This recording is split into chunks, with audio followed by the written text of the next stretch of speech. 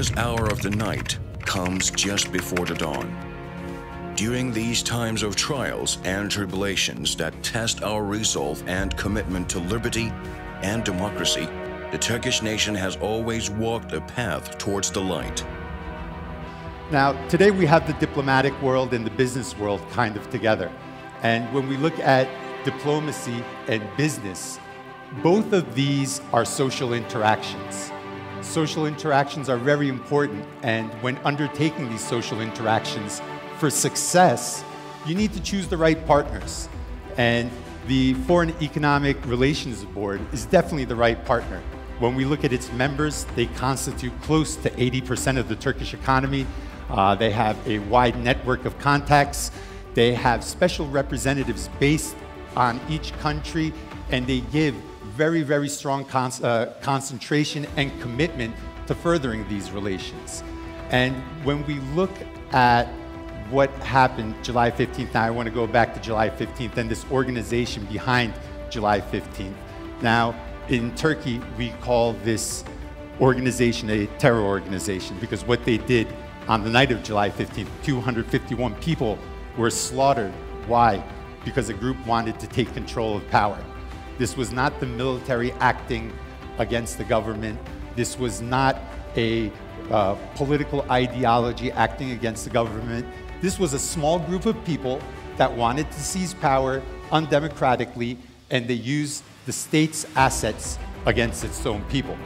Now, when we look at this group and what they did inside, it's a terror organization. But when we look at what this group is doing in many countries around the world, their activities are a lot more similar to a crime syndicate group, very similar to a mafia, very similar to an organization that runs a lot of rackets. So what happened in Turkey, and we see what this organization is doing in your countries, we can create a modus operandi for this group, and we see that they have this certain blueprint. So while they operate in your countries, they use NGOs, they like to inject themselves into issues that are very, very important in popular culture. For example, they'll present themselves as interfaith dialogue. They'll present themselves as pro-human rights. They'll present themselves as pro-women rights, pro-LGBT rights. Whatever's popular, whatever's mainstream, whatever's going to catch the eye or the narrative pulse of what's going on in the media, when we look at what this organization stands for, this stands for none of this. It is not a pro-women's rights organization. It is not a pro-human rights organization. And what they did in Turkey is a very strong example of what they're capable of doing in your country as well. Dostluklar her zaman değerlidir ve zor zamanda gösterilen dostlukların değeri daha da fazladır. Milletimizin bu demokrasiye sahip çıkma serüveninde yanında vefalı dostları olduğunu bilmek bizlere mutluluk veriyor.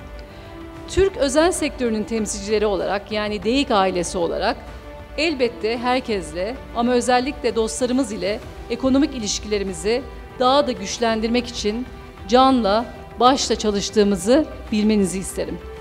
Darbe girişiminin hemen ardından dostlarımızla bulundukları ülkelerde Türkiye ile işbirliği içinde hareket etmeleri ülkelerimiz arasındaki güveni çok daha fazla pekiştirdi. Ve aramızda güçlenen güven, ülkelerinizle ilgili ticaretimizi ve Türk yatırımlarının da artmasına yol açtı. Ama bu gizli gündemi hayata geçirirken kullandıkları yöntemleri hepimiz çok iyi biliyoruz. Sizler de çok iyi biliyorsunuz. Eğitimin her boyutunu istismar ettiler. Çocuklarımızın, ailelerimizin dini inançlarını istismar ettiler. İş dünyamız burada, aramızda. İş dünyamızın yatırımlarını nasıl istismar ettiklerini, kendi amaçlarına uygun olmayan her yatırımı nasıl baltaladıklarını Türkiye'de de yurt dışında da. Ve rüşveti, tehdidi, şantajı dünyanın dört bir tarafında fedakarca yatırım yapan iş insanlarımızın karşısına tırnak içinde himmet adı altında nasıl meşrulaştırmaya çalıştıklarını çok iyi biliyoruz. Bugün FETÖ'yü sadece Türkiye için tehdit görenler olabilir. Ama bugün başka ülkelerde de palazlanmaya başladıkları, Türkiye'de dün gerçekleştirdikleri emelleri, gerçekleştirmeye çalıştıkları emelleri bugün başka ülkelerin de aynı şekilde stratejik kurumlarına sızarak nasıl daha da kendilerini güçlü hissettikleri ülkelerde neler yapabildiklerini yakın coğrafyamızda son dönemde farklı örnekleriyle gördük. Dün Türkiye'de gerçekleştirdikleri şeyi eğer bugün daha fazla müsamaha gösterilirse, daha fazla anlayış gösterilirse, daha fazla alan açılırsa başka ülkelerde de gerçekleştirmemeleri için hiçbir sebep yok.